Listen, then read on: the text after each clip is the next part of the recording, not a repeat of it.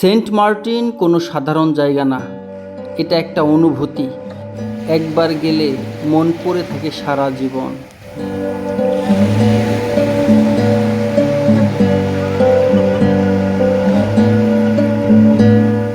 আজকের ভিডিও জুড়ে থাকবে আমরা সেন্ট মার্টিনে প্রথম রাত ও প্রথম রজনী কিভাবে কাটালাম, কি খেলাম এবং কোথায় কোথায় আমরা কত টাকা খরচ করলাম সেগুলোর A to Z বর্ণনা।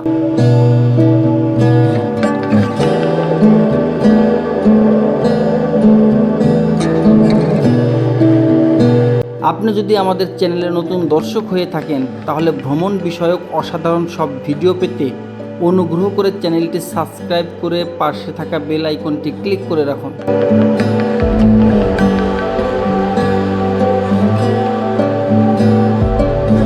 সকালের রোদ যখন সমুদ্রের বুক ছুঁয়ে ওঠে তখন এখানে হেঁটে বেড়ানো মানেই জীবনকে নতুনভাবে ছুঁয়ে দেখা।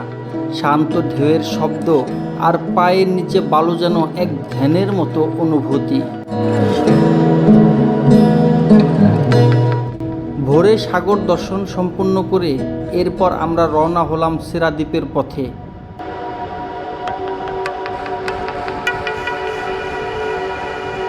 সাইকেল কিংবা বাইকে করে 20 থেকে 25 মিনিটের এক রোমাঞ্চকর যাত্রা।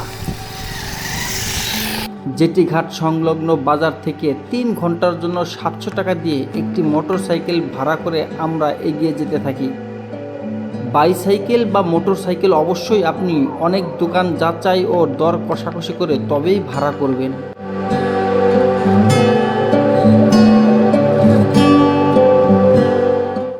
এক পাশে গর্জন করা সাগর, আরেক পাশে নারিকেল গাছের সারি। এই পথটাই যেন নিজের সঙ্গে নিজের দেখা হয়ে যাওয়া। যাত্রাপথে আমরা বারবার বিরতি নিয়ে মেতে ওঠি খুনসুটিতে, সাথে চলে ছবি তোলার মহোৎসব।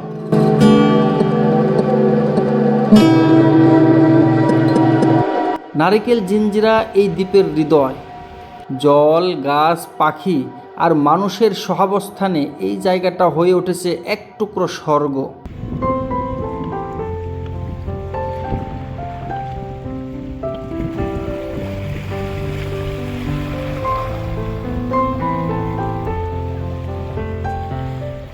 অবশেষে আমরা পৌঁছে যাই আমাদের কাঙ্ক্ষিত সেরা দ্বীপে। ততক্ষণে মাথার উপর সূর্য চোখ রাঙাচ্ছে। গরমে ক্লান্ত শরীর আর তপ্ত বালুর মাঝে একটা ছাতা ছায়া দেয়, আর ডাবের পানি প্রকৃতির সরাসরি ভালোবাসা। এখানে হাসিও যেন অন্যরকম একটা উপভোগ্য বিষয়।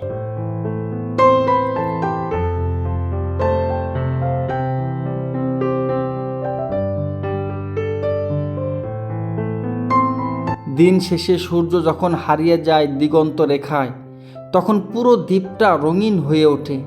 এ যেন সাগরের বিদায় চুমু, প্রতিদিনের এক অপূর্ব দৃশ্য।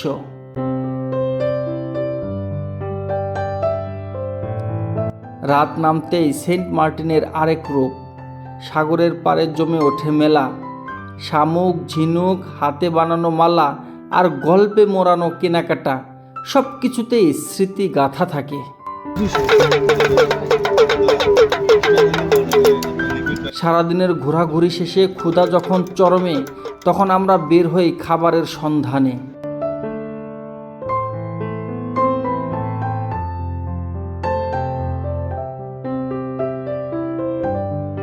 সকাল ও দুপুরের চাইতে রাতের খাবার স্পেশাল হওয়া চাই।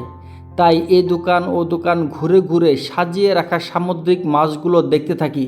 সেই সাথে চলে খাবারের মান যাচাই করা আর দামাদামি করা। অপরিচিত মাছ দেখতে পেলেই বিক্রেতার নিকট হতে সেগুলো সম্পর্কে ধারণা নিতে থাকি। আর এটা হচ্ছে লাল কোরাল, নাই যেটা বড়টা? হ্যাঁ, লাল কোরাল। লাল কোরাল টোনা মাছ। আর এই পাশের যেটা দেখতে পাচ্ছি এটা হচ্ছে টোনা মাছ।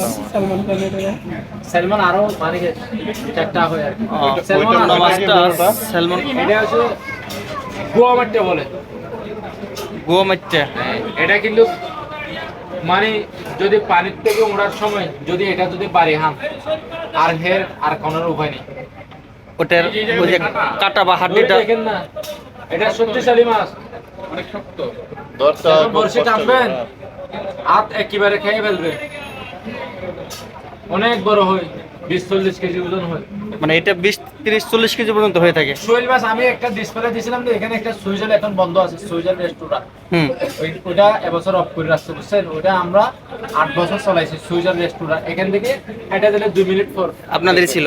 হ্যাঁ, ওটা মনে করেন একটা ডিসপ্লে দিয়েছিলাম যে সামুদ্রিক শৈল মাছ 272 কেজি হিসাব মিলাই দেখি। 272, বিশাল অবস্থা দেখা যায়। এই তুতুর হবে এ পাট উঠে।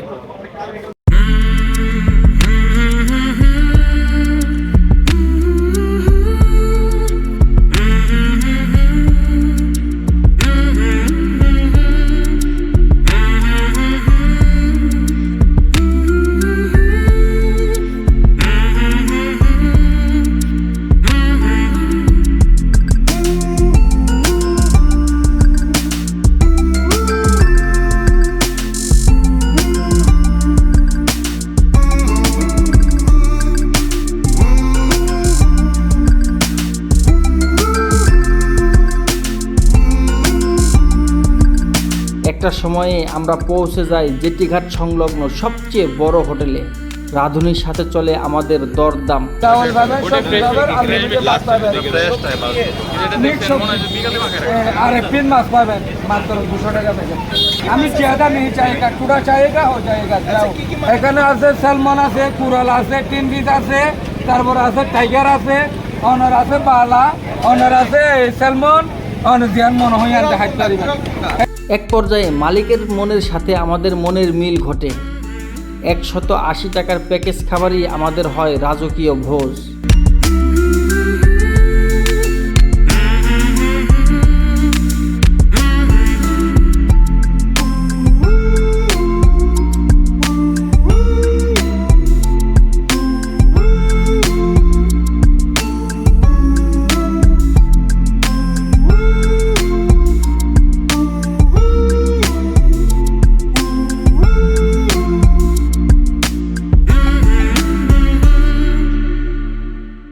সেন্ট মার্টিন কোনো একদিনের ভ্রমণ নয়, এটা একটা অনুভূতি, একটা ভালোবাসা। এখানে গেলে মন পড়ে থাকে আর বারবার ফিরে আসতে ইচ্ছে করে, কারণ সাগরের শান্তি আসলে থেমে থাকার গল্প নয়, এটা বয়ে চলার প্রেরণা।